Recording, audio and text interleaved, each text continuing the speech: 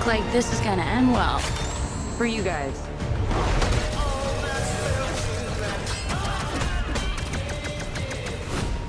Stop.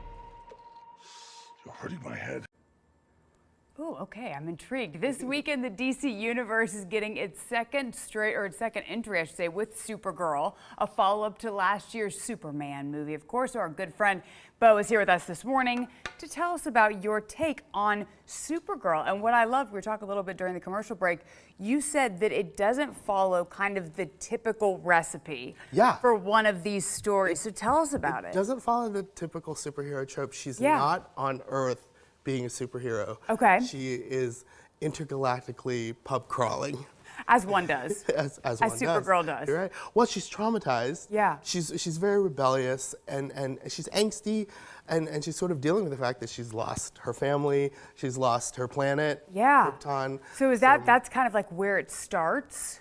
Yeah, you definitely see like that party girl. She's hungover, she throws up a lot, and of course she only visits like the red sun planets because those are the planets where the red sun like takes away her powers, so the alcohol can affect her. So. Oh my gosh, that's such an interesting kind of take on it here. So then when does the DC Universe, all that kind of stuff, how does that then kind of weave itself in? Well, she's definitely going after a villain. Okay. The film has a very Mad Max aesthetic to it. Yeah. You know, because the villain, he's spiked faced and there's like desolate landscapes on all the different planets. It also is very Star Wars, you know, because you have like different alien creatures like hanging out in bars. Yeah. Some of them are like really shady because some of them are like gangsters and things like that.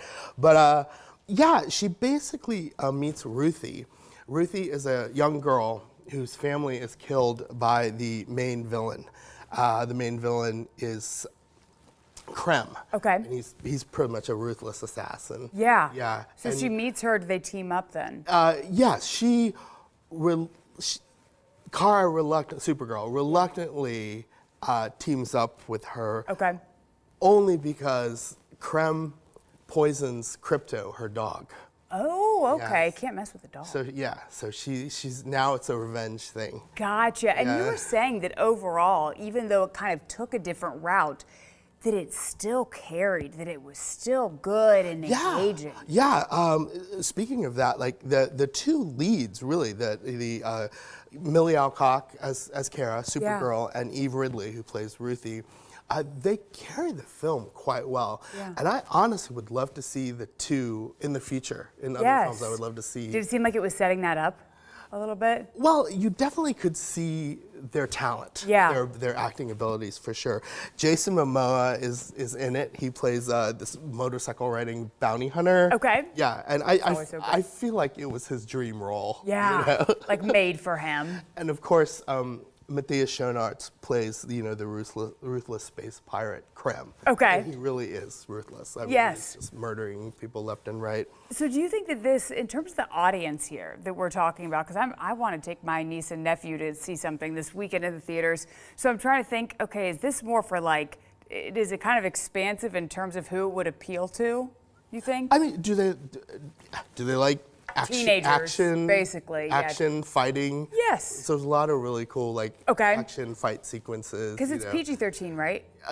I believe so. Okay. Yes, it is PG-13. Yeah, she is because she's battling like space pirates and intergalactic like criminals and things like that. So she's always getting into something. Yes, and you said too that you possibly even liked this one better than the Superman movie that huge hit last summer. I have to be honest, I did like it better than Superman. Yeah. Although I really did enjoy that film. Sure. I enjoyed this even more. I like that. I think that says something about kind of the quality of this particular film. What would you rate it?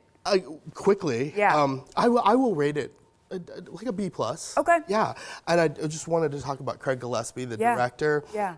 I think that has a lot to do with the appeal of the movie because Craig Gillespie gave us I, Tonya, Lars and the Real Girl, Dumb Money, and so having a director of that reputation, that Sure. caliber definitely, I think, helps the film. And of course, if you're a fan of the Superman film that came out last year, David Cornsweet is also in the film. That helps, yes. Yeah. I mean, again, B+, not bad, especially when you have expectations that are up here for a movie. For them to kind of settle somewhere in the area of the expectations is always a good thing. Beau, we're going to be talking to you too the next hour about Couture. Yeah. Interesting. So yeah, next hour for that coming up at 10 o'clock. But for right now, it's 9:29. We'll be right back.